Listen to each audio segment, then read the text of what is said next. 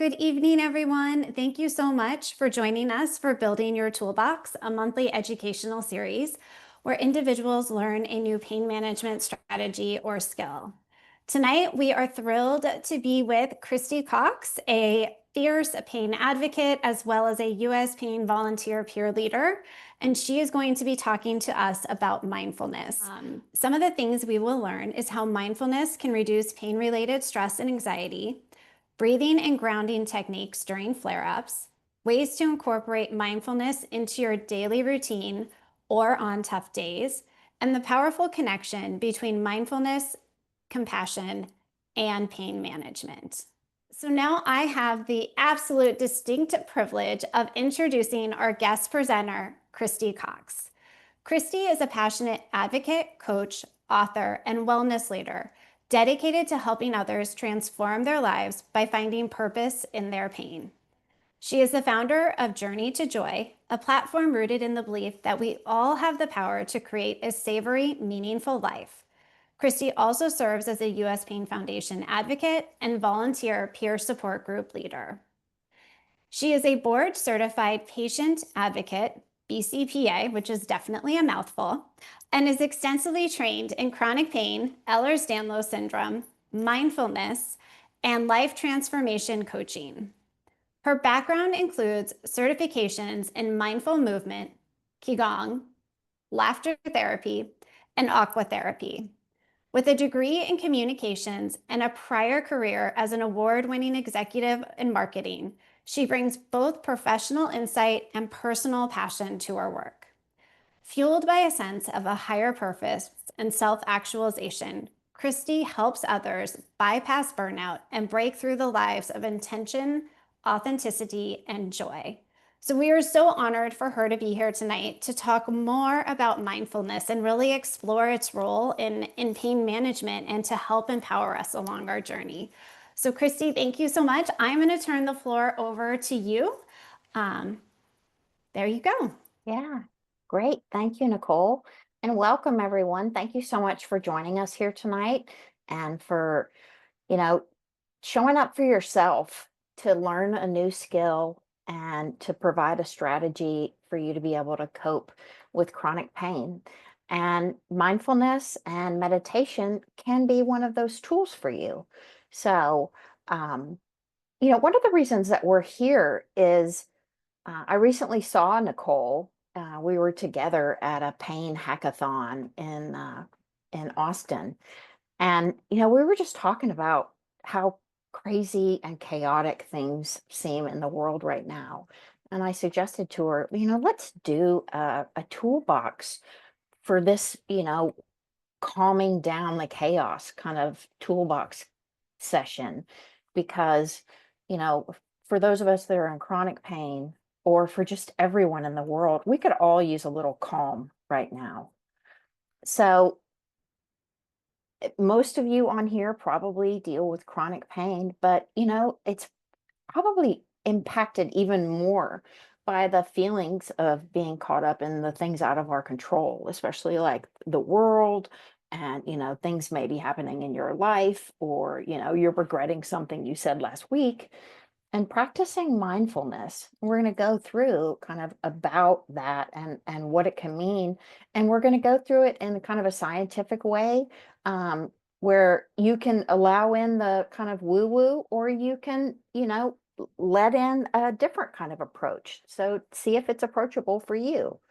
Because practicing mindfulness and learning how to do some simple meditation can be a way to address this anxiety and, kind of stay more focused in the present when things feel really out of control.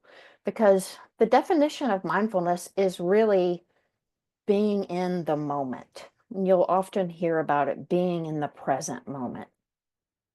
And that's, kind of the foundation that came from John Kabat-Zinn, who formed this. But if you're spending all of your time worrying about the future, or regrets about what you did or said or didn't do, you wish you had done differently in the past, it's like you might be missing your real life of what's happening right here and now. So getting focused and getting grounded right here can help everyone. And why we're here today is, chronic pain affects a lot more than just our body. We have an impact on our mood, on our sense of hope, on the relationships we have or, lose. And mindfulness is not just like, let's think positive, everybody. It's about finding a sense of calm, especially in the chaos. Now, it's not a cure. It is one tool in this portable pain relief toolkit that you build for yourself. I kind of jokingly refer to my pain toolkit as a poo-poo platter. Like when I go to the Chinese restaurant, it's got a little bit of this and a little bit of that. And every once in a while, I'm craving different things, or I take different things, or I have the sauce, or I don't have the sauce. But I'm creating my own little poo-poo platter. And mindfulness as a tool is one of my favorites to go to because it's accessible by our breath, simply our breath. And our breath is free, requires no prescription, there's no copay, there's no appointment. And so, like, why not try to learn this as a tool? So, if you'll go to the next slide. So, you can think of mindfulness as kind of like engaged relaxation. It's a way to pay attention w- on purpose in this present moment. And a key element of that is without judgment. And so you're not allowing that guilt to come in and say, okay, I'm just going to take a moment for myself, but I'm going to feel really guilty about this moment I give to myself. It's training your brain and retraining your thinking to not allow that judgment on yourself. And it's not necessarily about, emptying your mind, and it's not about ignoring your pain. It's a way to try to train yourself to almost distract yourself away from focus on the pain. And it allows you to have this sense of awareness, but also it's like a non-resistance. We'll go a little bit further if you go to the next slide. So I'm going to go through a bunch of data here. So I'm going to talk fairly quickly so we can get to an exercise. But why mindfulness works for pain is, think about if you're able, or when you might have been able, how just like taking a simple walk around your neighborhood or, at a park or with your dog, like taking a walk can make you feel somehow kind of brighter and more relaxed and, just gives you kind of a small boost in addition to helping with stress. And that's sort of how practicing mindfulness on a regular basis can help you feel more grounded and calmer and give you a sense of relaxation. And studies have showed that breathing better and this more deep level breathing that I'm going to work with you here in a bit, that are both things that occur in a mindfulness practice, can improve your overall health. We're going to go through some examples, but it gets oxygen flowing to your brain, which is certainly a good thing, and helps your brain fog and improves your concentration and also your ability to problem solve, which you're in that pain panic. I feel like we all lose our ability to remember, what can I do about this pain? How can I try to solve it?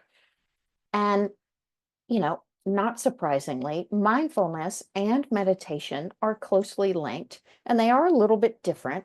Mindfulness is more of like the practice of being mindful, and meditation is when you set a time or an intention to focus on, for example, your breath or some other anchor, like a chant or, a word, or, you stare at a spot on the wall, whatever it is, give yourself a single anchor and try to breathe into it to calm and relax.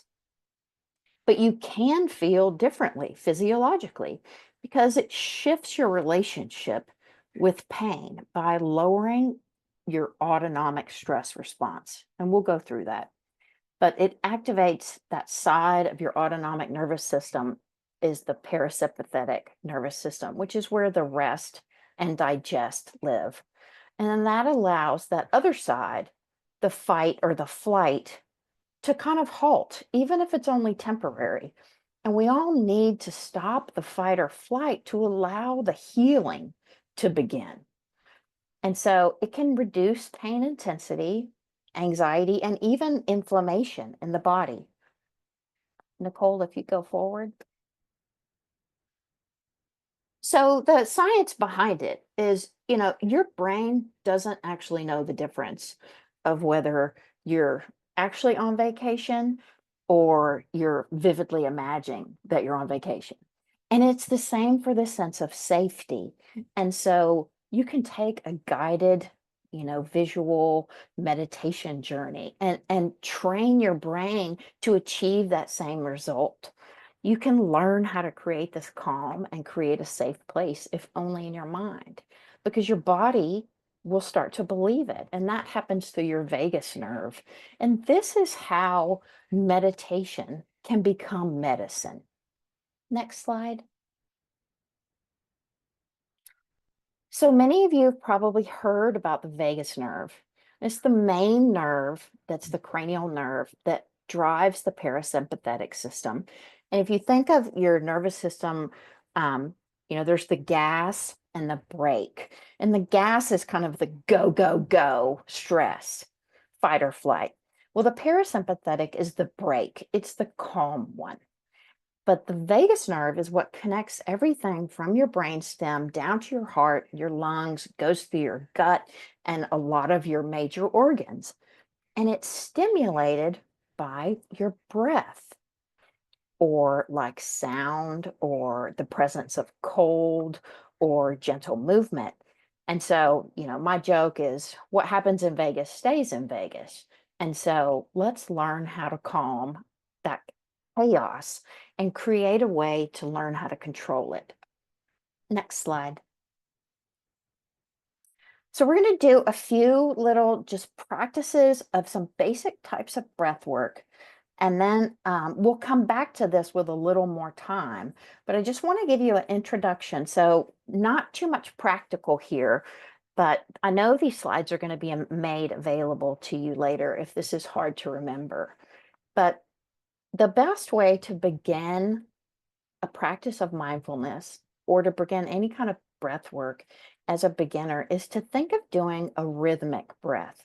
And that means like kind of even inhale and even exhale. So if your inhale, is like 4 or 5 seconds, and then your exhale is 4 or 5 seconds, the idea is that you're getting in this, like, think of the ocean waves coming in, going out, coming in, going out. It's an even rhythm.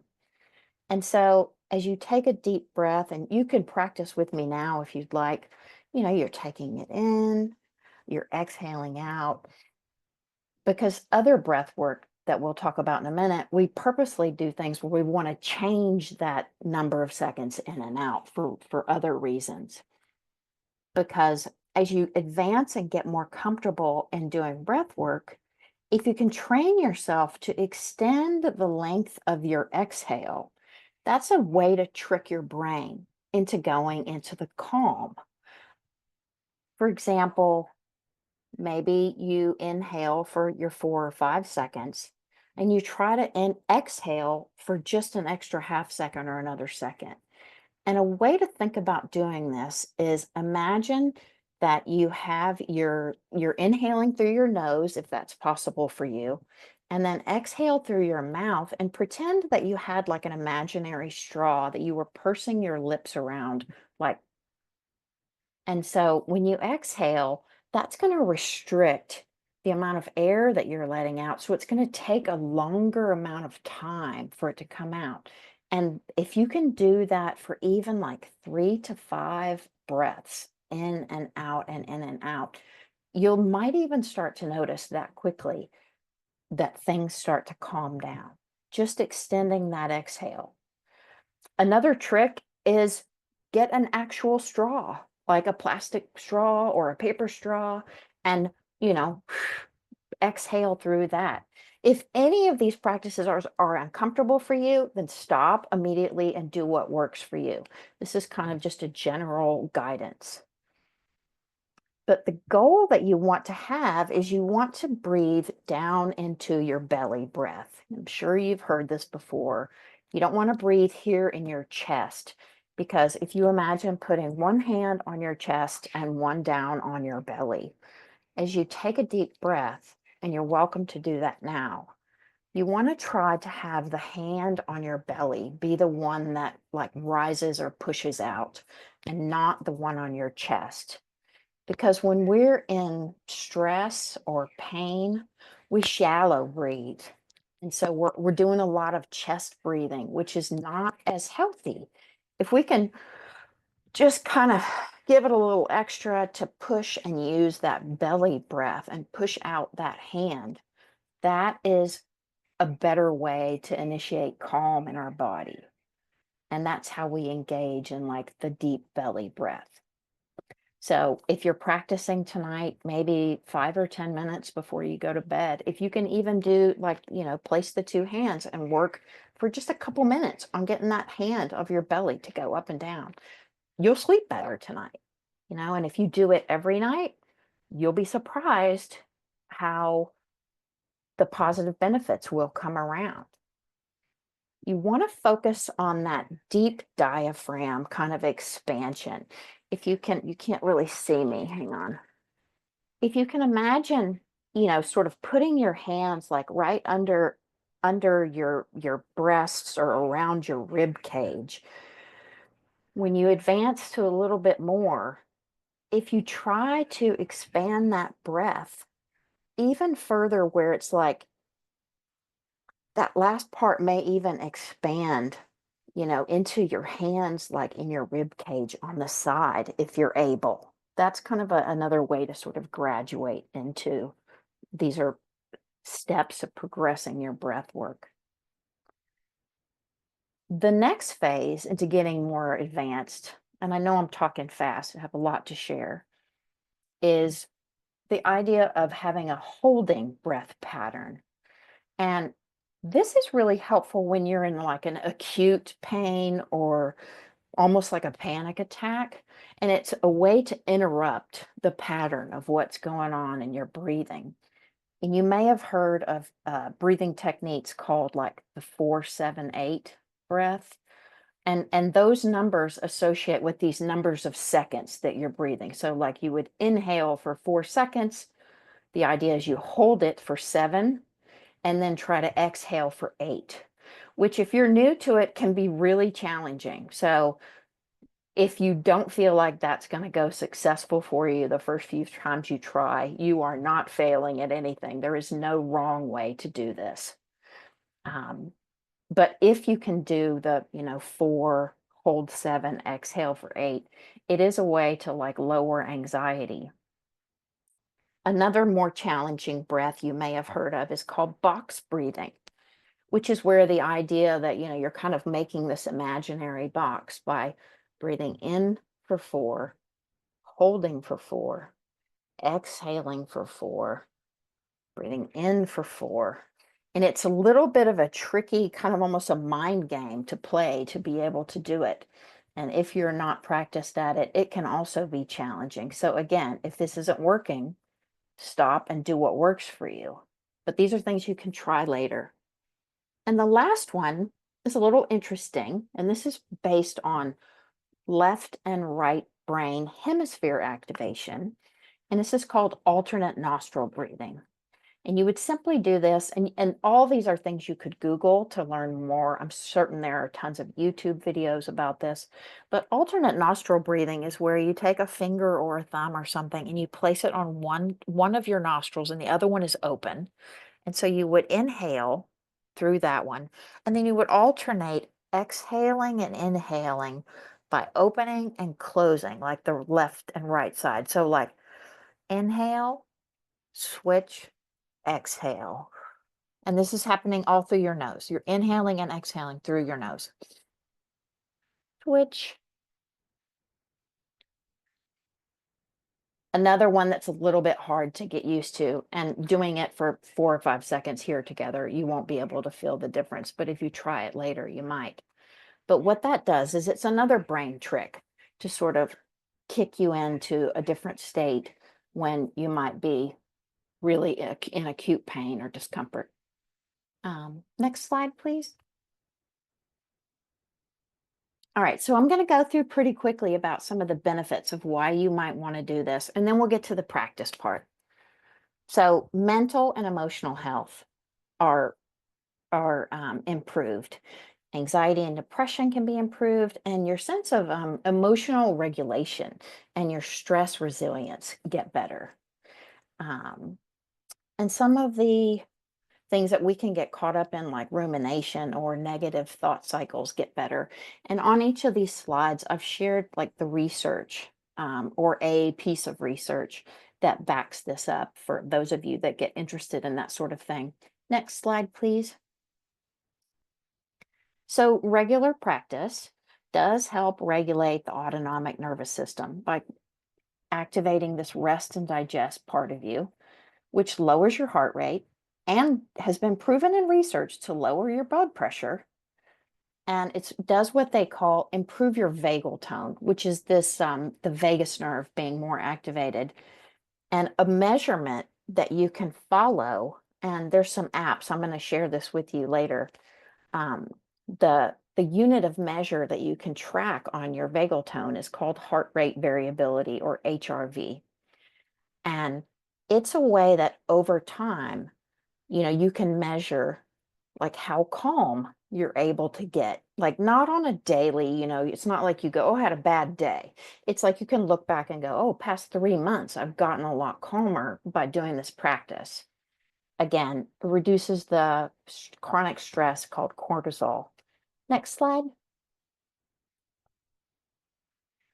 All right, so the intensity that we feel with chronic pain, or the tension and the somatic part, the inflammation, sometimes even the disability and the severity of things like fibromyalgia are reduced. Again, here's some research. Next slide, please. A really great and practical benefit from practicing mindfulness and or meditation is better sleep. And I don't know about you, but when I can actually get some restorative sleep and my quality of sleep is good, my overall pain and energy and, just my state of mind is so much better. And there's some research on that. Next slide, please. Physiological input, as I already mentioned, blood pressure, heart rate variability, more research. Next slide, please. And I realize I'm flying through this, but this is all going to be available to you if you're more interested. If you have not heard of a type of specifically focused mindfulness called MBSR, it's for mindfulness-based stress reduction. And if you Google MBSR classes, typically the University of Mass, where they do these, they'll have like 8-week online programs where you can go into a deep training. And they've proven that it improves the gray matter in your brain and actually reduce the physical size of the amygdala on MRIs, which is our fear center. So, I mean, imagine that doing this kind of work actually brings about physical change in your brain. I find that to be pretty fascinating. Next slide, please. Okay, so now we've talked about why this matters and why you should care. And if it's not, blatantly obvious to you yet, why you should try this to decrease pain and stress, help your sleep, give you more energy, give you a little more of a sense of emotional resilience. It also supports your immune system, your cardiovascular system, and your brain health by taking the time that is so hard to dedicate for yourself and your self-care to retrain your nervous system toward this permission slip that you give yourself to heal. And none of these things are quick fixes, but they are very powerful tools for having in your toolbox of being able to manage life with chronic pain. All right, next slide. So I talked a little bit about the why you need to know about this diaphragmatic breathing. And you see in the image here, she's got her hands there. And if you can tell, the diaphragm, it rests under your lungs. And so it's like you have to breathe deep enough to sort of get to that level. But again, do what works for you, do what's comfortable, and just do your best. But the idea that you're having the hand on your chest and the hand on your belly, and you're focusing on having that belly hand rise. And you want to have that slow, deep breath in through your nose that expands your belly, and then exhale through your mouth. And again, if you can do that sense of having a pursed lip around a straw, um, and then you just repeat that and do it for a couple of minutes. Think about if you could do it, count maybe even just 10 breaths. That's a couple of minutes. And you're going to notice, particularly if you do it on a regular basis every day. Now, you'll know that you're doing it right if, your shoulders are a little relaxed. And if you can continue to breathe this way, whether it's a rhythmic breath, any kind of breath that's comfortable for you, um, you'll know that you're doing it right when your chest is staying mostly still and you start to feel just a little bit calmer. And it may feel a little bit, frankly strange to kind of focus on this. But this, sometimes they call it 360 rib cage breathing. And it's a deeper level to kind of get those ribs involved. And think of it like you're blowing up a balloon. Next slide, please. All right, so now it's time to practice. If you're sitting up, that's fine. If you're lying down, that's fine. However you're comfortable. First, we're just going to practice a little bit of the rhythmic breath we talked about. And we can shoot for a goal, and I'll count you through to do like a 5-second inhale and a 5-second exhale. We're only going to do it a few times here, but if you practice for about 5 or 10 minutes, once or twice a day, you're going to see a difference. So I invite you to, kind of stretch your neck or your shoulders, whatever you need to do to just kind of like relax into where you are and be grounded in the seat or the chair where you are. And take an inhale through your nose and exhale through your mouth. Don't worry yet about the counting, just inhale and exhale. Take just a couple breaths here to get comfortable. And then on your next inhale, I'm going to count for you. Let's inhale 1, 2, 3, 4, 5. Exhale 1, 2, 3, 4, 5. Inhale 1, 2, 3, 4, 5. 1, 2, 3, 4, 5. And if that's comfortable for you, and if it's not 5, if it's 4, if it's 6, it doesn't matter. There's no wrong way to do this. This is just the idea of it being even and balanced, of in and out for about the same pace. Now keep going with that. And next time I'm going to ask you on your exhale to try to like extend the exhale, almost like blow into that straw a little longer and harder. So on your next inhale, 2, 3, 4, 5. Exhale, a little slower, a little longer. 2, 3, 4, 5, 6, if you can make it. Try again another couple of times.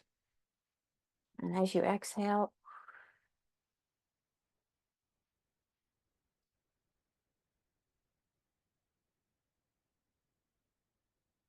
again. And if at any point this is uncomfortable, do what works for you. After a few breaths, you might start to realize things are starting to calm down just slightly. You're able to do this. And you can pause whenever you're ready. Go back to whatever normal breathing is for you. Be comfortable. And if you're up for it, we could practice box breathing. Again, I'm going to warn you, it's a little challenging. So bear with me. We'll just do it a couple of times. Again, we're going to breathe in for 4, hold for 4, exhale for 4, and hold for 4. So if you're ready, get yourself comfortable, and we're going to inhale 1, 2, 3, 4. Hold, hold, hold, hold. Exhale 2, 3, 4. Hold, hold, hold, hold. Inhale 1, 2, 3, 4. Hold 2, 3, 4. Exhale 2, 3, 4. Inhale 2, 3. I'm sorry, hold 2, 3, 4. You hopefully you get a little bit of the idea. That does take some practice. Um, and it does feel a little bit awkward when you first learn how to do it. So don't be hard on yourself. Remember, there's no judgment in any of this. Um, Again, any of these practices that you can try for 1 to 2 minutes a day. Um, is helpful. And what you're doing during this time, like maybe you're not comfortable with the counting. Maybe what you want to do is focus on the sensation. You want to notice, okay, I'm going to focus my mind during these few minutes that I'm concentrating on breathing, like on the way that I feel my breath going through my nostrils, or as I feel my hand rising up and down, or, it's like giving your brain a point of concentration. So you can notice the temperature of, like sometimes I put my hand in front of my mouth and I notice, how warm it is coming out. But whatever it is that allows you to focus your brain on like an anchor, like your breath or a chant or a word or you know, anything like that that allows your brain to do that. And that's a super, super quick introduction. Next slide, please. All right, so there's a lot of text on here, and this is designed for you to be able to do this later. But the ability to be able to meditate is a little easier than you think. And, people think, oh, I have to do it for like 20 minutes. But if you can do it for like 1 minute, that's really a great starting point. And again, no right or wrong, just be in kind of a quiet place where you're not going to be disturbed. Um, Sometimes people like do this for 1 minute while they're in their car about to walk into the office to just reset and calm themselves. Sometimes it's, taking a break, going to the restroom when the kids are screaming and the dogs are barking, and just taking a few deep breaths just to give yourself a moment. Um, Another way to do it is to like literally look at a watch and try to just do this as you watch the second hand go around for 1 minute. But if you're consistent about this 1 minute can grow beyond, into further moments. And if you did this for only 1 minute a day, and that was, 30 minutes a month, that's 6 hours a year that you're spending that energy trying to calm yourself down. And so I'm trying to prove to you that these small habits can actually lead to a lot of meaningful change. Next slide, please. All right, so these micro moments can be as important, if not more important, than like some of your doctor appointments, some of your, medications. And there are easy ways to kind of build it into your daily life. You can think about, you probably remember back during COVID, there was a lot about, mindfully washing your hands, so it was like you sang the happy birthday song. Well, imagine that you did that and you just took deep breaths while you did it. or that you really paid attention while you're washing the dishes or brushing your teeth or as you pet your dog. It's taking these moments to tune in to your five senses of, what you feel, what you see, that can ground you in the moment. And it takes a lot of practice. And that's why they call like meditation a practice, because there's no such thing as perfect. There's no such thing as right or wrong. It's just practice makes progress. And, trying to be perfect about this is really the enemy of that progress. And some days you'll be able to follow your breath, and some days your brain is going to be so distracted by all the things that are in your mind or your to-do list or, what you have to do to, clean the dishes or whatever. You're not going to be able to do it. But you just try again. And, the consistency over time and giving it the practice of these tiny micro moments can give you big gains. So when you're, trying to breathe and maybe you're using the counting method or, whatever it is that you're using to distract your brain to stay on task, just, as a thought comes up, say to yourself, "Oh, I'm starting to drift. Let me go back to my breathing. Let me go back to my breath or my hand on my belly." And you could just imagine these things like they were like floating clouds, like your thoughts were just, "Oop, here comes a thought. I'm just going to let it float on by and I'm going to come right back to my breath." Whatever sort of trick you can tell your own mind to say, "These things are allowed, but I'm going to concentrate back on my anchor, on my breath." Because it doesn't really matter how you do it. It's that you're trying to do it and you're trying to focus in your brain to tell your body to calm down. Next slide, please. All right. So if you want to search online, you can use terms like guided meditation or guided visualizations. That's where somebody kind of takes you on an imaginary journey. Um, Another one that's popular is to search for like body scan or somatic grounding or mindful movement. These are all terms that you could use. And if you have a particularly profound or, useful experience, write it down after. Did you have an emotional release? Did something work? Write it down because maybe that's the thing that you found that works for you. Next slide, please. All right, there's some tools. Some are free, some are not.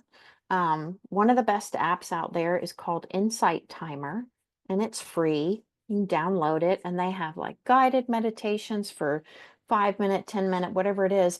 And if you just got in the habit of, we're getting lots of hearts here. If you just got in the habit as you were lying in bed at night before you were drifting off to sleep, and you were, telling your body to try to calm down, if you just listen to the Insight Timer for 10 minutes and try to breathe a little bit deeper through it, it's a great practice to get into.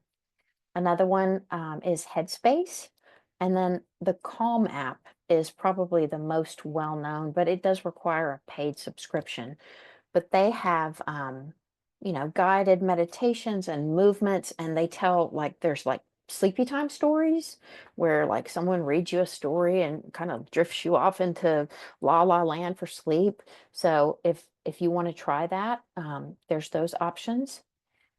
If you want to learn more about mindfulness, the guy that I did my certification study with wrote the book Mindfulness for Dummies. And there's a lot of, really great, simple information in there. If you want to dive deep on mindfulness as it relates to like trauma or pain, the book The Body Keeps the Score is really, it's a deep medical dive, but it's good. Or maybe Full Catastrophe Living. And I know Mary Beth and several others have created a lot of great meditations on the US Pain Foundation YouTube channel to be able to follow along. Those are all free. And then there's some other names of big time mindfulness teachers, including Tara Brach, Michael Seeley. And then if you follow some of these, some of them have free groups where you could join. And then, of course, you can join me on the second Tuesday of every month through the U.S. Pain Foundation, where the people that come regularly are always really excited because I can put you to sleep and send you off into a good night. And then the people that are on here tonight are like, yes, you can. And then if you're looking for some music, if you go either to YouTube or Google, whatever, um, there's a style of music called lo-fi, which is along the, there's like high definition, and lo-fi music kind of hits your brain at those particular beats that help. So those are a few tools. Next slide, please. All right, a few last tips I'll go through pretty quick about, you know, how to treat yourself as you're trying to practice mindfulness. And the first one is, remember that you are not your thoughts and your feelings, and they're not always true.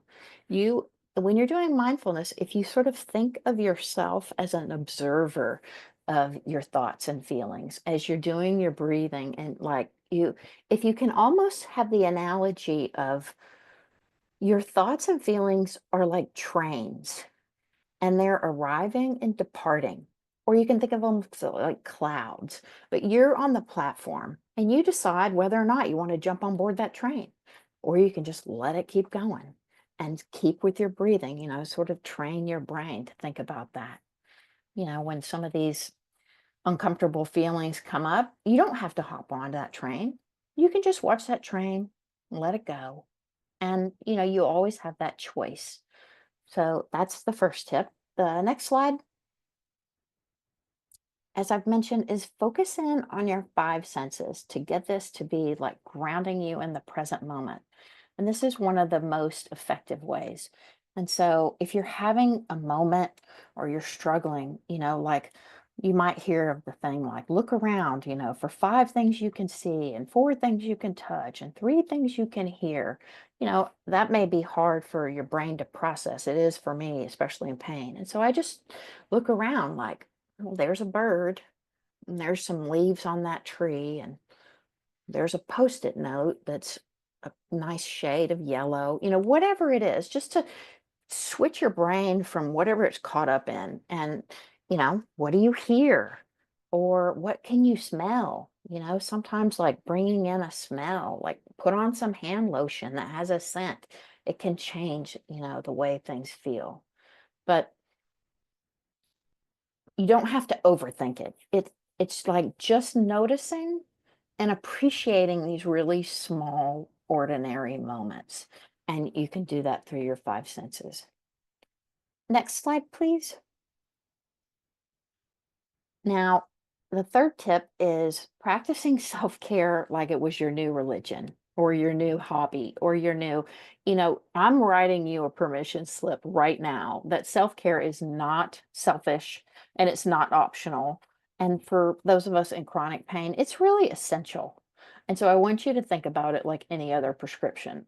Take it daily and take it as needed, because whatever it is that's lighting up you and fulfilling your cup. If that's a bubble bath, if that's reading a book, whatever it is, it doesn't have to be anything special.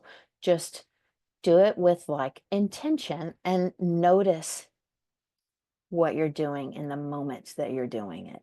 That's really how you turn like self care into a mindful practice. You know, do something fun with no guilt. Watch a TV show without feeling bad. Or take a nap without beating yourself up. Reclaim yourself. Allow these things to happen. Next slide, please. Yeah, let me do a quick guided meditation, and then we can take Q&A. So for any of you that are wanting to participate, feel free to, get yourself relaxed, settle into your chair or your couch or your bed, wherever you are.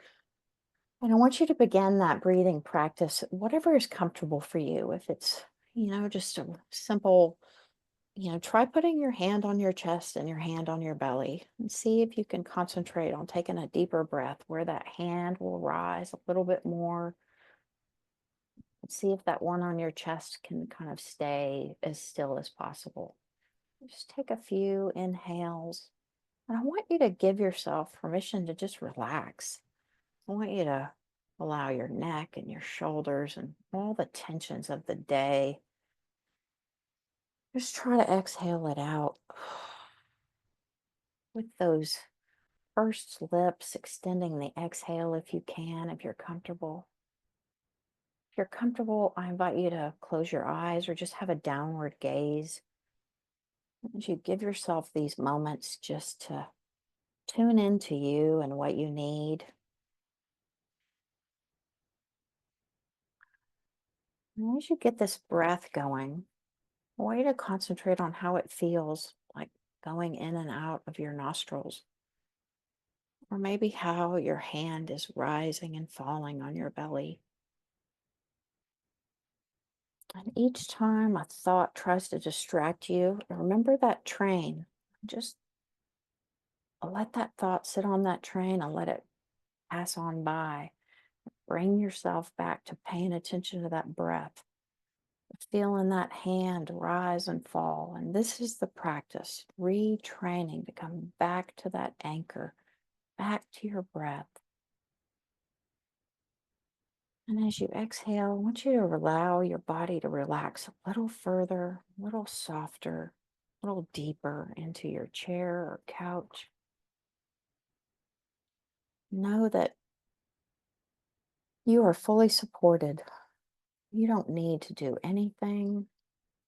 Just be here, be relaxed, because you deserve a mini vacation. So I want you to imagine with me that you're walking along comfortably, stably, and not in any discomfort along the beach or maybe another favorite spot.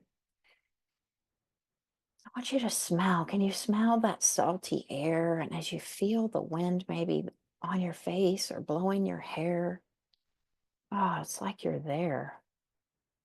Keep on taking those deep breaths and just enjoy that salty sea air as it refreshes and invigorates you. And as you take those steps and your feet are on the sand, and maybe the water from the wave whips up and tickles your feet, and it's nice and warm and comfortable. And you look up into the sky, and the sun is starting to set. And it's turning those beautiful colors that it can, from orange and bright yellow. And as you walk along and start to relax even more and sink into the sand, the sky colors start to change. And they're turning more into like the red and the really burnt orange. Maybe you see a bird flying by trying to look for a place to rest for the night. And you know that that bird and you are safe and sound and resting. And the sun sizzles down into the ocean, and the colors in the sky turn to like deep purples and blues as it goes down, down further. And you keep inhaling,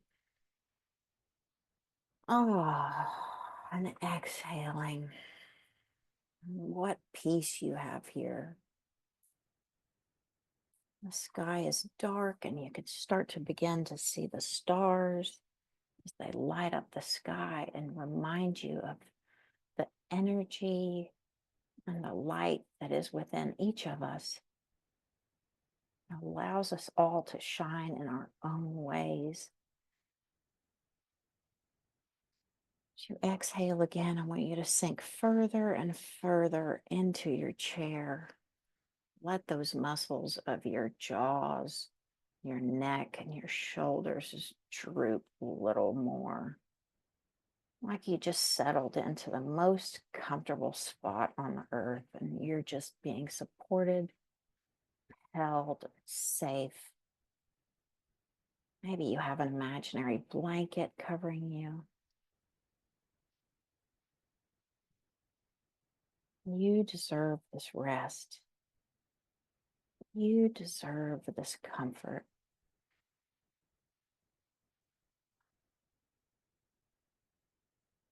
Let's break.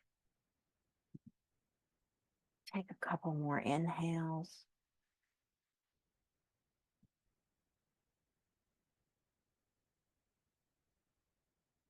I want you to imagine that the exhale with the pursed lips, that you're blowing like energy to light up the stars in the sky, like you're fueling their flame with that exhale.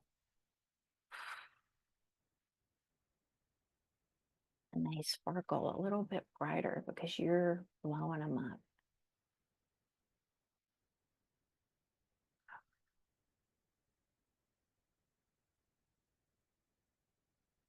This is your place. This is your rest. And you deserve this. And this is a place you can create for yourself anytime with patience and practice. You might need a little direction from someone like me or an app to guide you here, but this is a place you can go. So when you're comfortable, I invite you to open your eyes, maybe wiggle your fingers or your toes, stretch a little bit.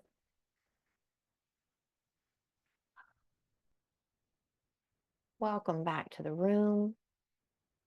That was super brief, but I hope you had a great imaginary journey there.